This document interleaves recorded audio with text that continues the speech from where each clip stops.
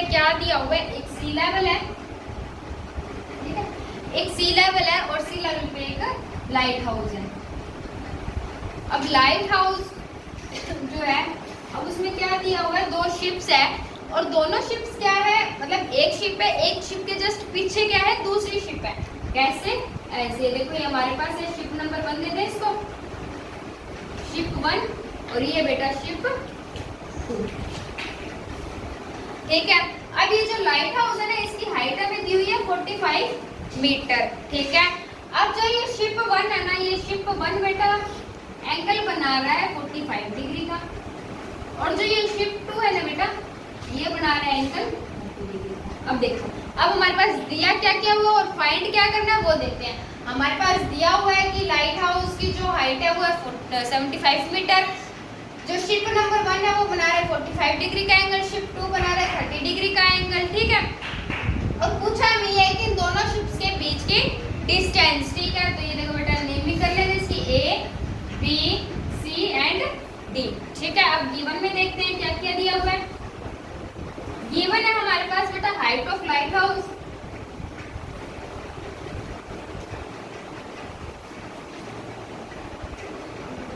Height of light house हमें दी हुई बेटा 75 मीटर, ठीक है।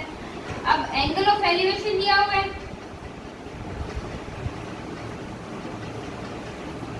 Angle of elevation by ship,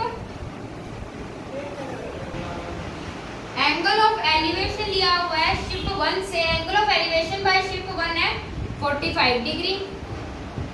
second दिया हुआ है angle of elevation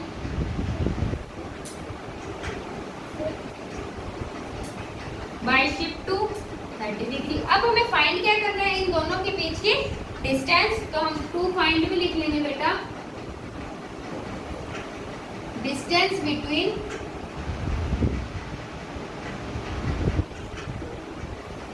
both ships, तो वो क्या फाइंड करनी है, CD, वो हमें फाइंड करनी है। अब देखो बेटा, इस क्वेश्चन को कैसे अटेम्प्ट करेंगे, तो ओवरव्यू में आपको बता देती हूँ कैसे करेंगे। पहले अपने इस एंगल ऑफ एलिवेशन जो 45 डिग्री वाला है, इसको लेके ये बेस फाइंड कर लेंगे, फिर अपने फाइंड कर लेंगे 30 डिग्री से ये पूरा। अब मेरे को एक बात बताओ, जब हमारे पास ये पूरा होगा BD, ठीक है, और हमने फाइंड कर लिया BC, तो क्या हम बड़े वाले में से इसको माइनस करके ये फाइंड कर सकते हैं, ठीक है। तो इसी के अकॉर्डिंग करेंगे, तो सॉल्यूशन की तरफ चलते हैं।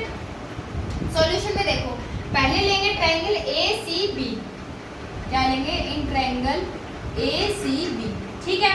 अब फॉर्मूला देखो, बेस फाइंड करना है, परपेंडिकुलर दिया हुआ है तो अपने किससे करते हैं, PBP HHB। अब देखो परपेंडिकुलर बेस वाला रेशियो है tan थीटा बेटा, ठीक है, tan थीटा है, तो इससे करेंगे तो tan थीटा क्या हो जाएगा, परपेंडिकुलर ओवर बेस। अब मेरे को एक बात बताओ, परपेंडिकुलर क्या है AB और बेस यहाँ क्या है BC, और थीटा क्या है 45 डिग्री, तो tan 45 डिग्री बेटा हमारे इक्वल हो जाएगा, परपेंडिकुलर में लिख लेती हूँ AB और बेस लिख लेती हूँ BC।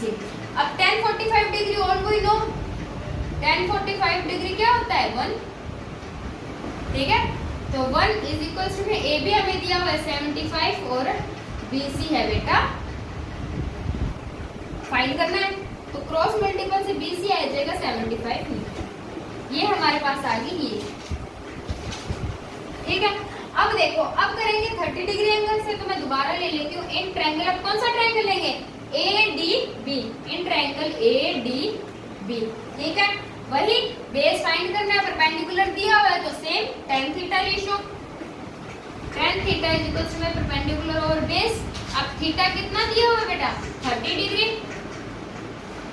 परपेंडिकुलर AB, लेकिन अब बेस क्या हो जाएगा बेटा BD, BD।